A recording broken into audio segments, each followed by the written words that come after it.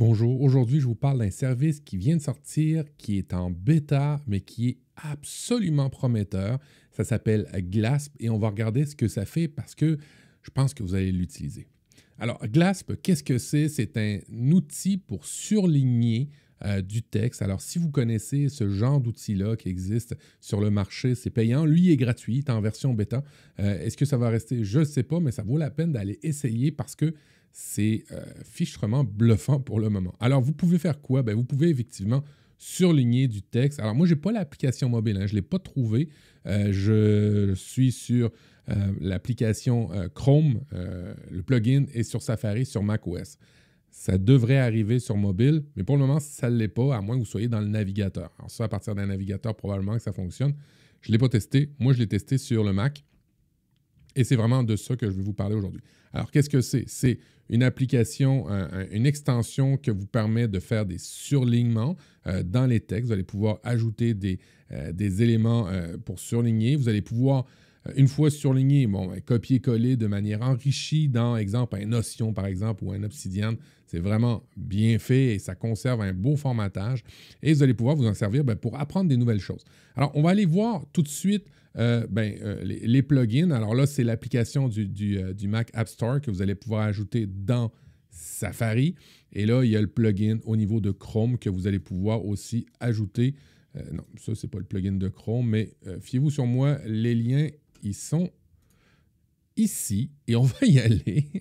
Vous allez pouvoir l'installer directement dans Chrome. Vous voyez, les notes là, sont assez hallucinantes. 78 5 étoiles. Là, il y a juste 2 5 étoiles. Ça vient de sortir, c'est tout nouveau, c'est tout frais, tout beau. Allez, on va aller voir comment ça fonctionne. Alors, je vais y aller à partir de Safari. Ça va être plus simple. Alors, typiquement, lorsque vous avez installé le plugin, vous voyez en haut, on va y aller en haut à droite, votre plugin. Vous allez pouvoir cliquer là pour aller directement sur votre home page. Et si on appuie ici, vous voyez que j'ai rien surligné sur cette page-ci. Je peux aller à la maison, à la page d'accueil Glasp. Je peux ajouter un surlignement, je peux ajouter un tag par rapport à ce que j'ai surligné. Alors, on va le faire. Tiens, on va le faire. On va surligner cette citation-là. Et vous voyez qu'une fois que j'ai surligné cette citation-là, m'apparaît 4 couleurs de surlignement que je peux donner à ce que je viens de surligner ou ajouter directement un texte, une annotation. Alors, je vais le surligner en rose. Cette citation est fabuleuse. Et là, je l'ai conservée dans mon Glasp. OK? Ce qui est intéressant aussi, c'est que vous avez vu, quand je passe surlignement, là, je peux copier directement, mais vous avez vu, il y a le petit tweet. Mais qu'est-ce que c'est que ça? Ça vous permet de faire des belles citations directement en images dans vos réseaux sociaux. Alors, ça vous permet de faire un carré de citation, ça vous permet de le faire en format 16/9. Et c'est un petit plus, mais ça faisait vraiment plaisir. Moi, c'est le genre d'application que je cherchais juste pour ça. J'adore Glasp pour cet aspect-là, pour pouvoir partager des citations. Je suis vraiment le genre à faire ça. Alors, j'ai installé le plugin, je me suis connecté avec un compte Google. Vous pouvez vous créer un compte autre que Google, mais moi, je l'ai connecté à mon compte Google. Je vais aller dans ma page d'accueil Glasp. Ça va charger directement toutes mes citations. Et ce que vous allez remarquer, c'est que quand j'arrive dans la page d'accueil, il y a beaucoup de citations. En fait, il y a les miennes, mais il y en a aussi, si vous fouillez, d'autres personnes. C'est intéressant parce que vous allez pouvoir découvrir des choses. Vous voyez ici, il y a les topics qui sont à droite où vous allez pouvoir voir des éléments, des sujets. Vous allez avoir des sujets recommandés en fonction de ce que vous aimez. Vous allez pouvoir suivre des gens pour des citations. Et ça, c'est vraiment l'aspect social de la chose. Vous voyez que on est 2 à avoir fait un Glasp sur cette citation en particulier. Alors, peut-être que j'ai des intérêts à aller voir ce que cette personne-là Glasp en général. Et là, peut-être que ça pourrait être intéressant d'apprendre d'autres choses de cette personne-là. Alors, bref, vous voyez un petit peu l'idée. Bon, ça, c'est l'aspect social. Mais si je veux retourner sur mes highlights, ce que j'ai surligné, vous voyez ici ma page est là complète. Je peux ajouter des tags. Alors, vous voyez tous les tags que j'ai ajoutés. Là, regardez, je vais en ajouter un. Là, je vais l'appeler test. Et vous voyez automatiquement que ça s'est incrémenté dans les tags. Vous voyez ma page dans lequel j'ai référé mes médias sociaux. Vous voyez aussi des statistiques de GLASP que j'aurais pu faire. Mais là, j'ai commencé aujourd'hui, alors c'est sûr qu'il n'y en a pas beaucoup, mais c'est des bonnes statistiques. Alors, vous voyez les articles. Vous pourriez avoir aussi des auteurs. Si vous vous abonniez à certains auteurs, vous pouvez avoir des favoris dans la partie sociale.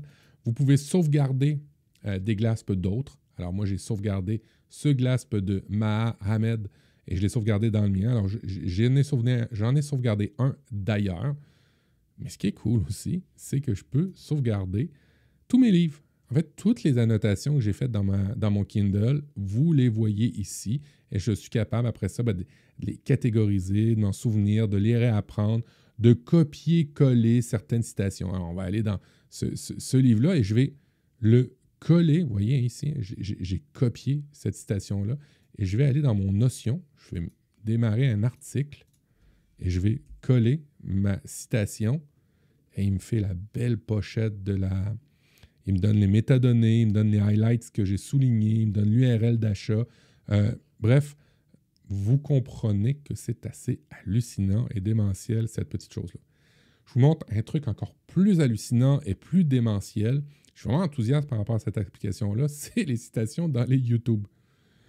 Oui, moi, je suis un gros consommateur de vidéos YouTube et des fois, j'aimerais ça noter certains trucs. Bon, pour le moment, ça fonctionne seulement sur le navigateur, mais on peut penser que ça va arriver dans l'application ou en tous les cas dans un navigateur mobile, ce qui serait peut-être plus intéressant.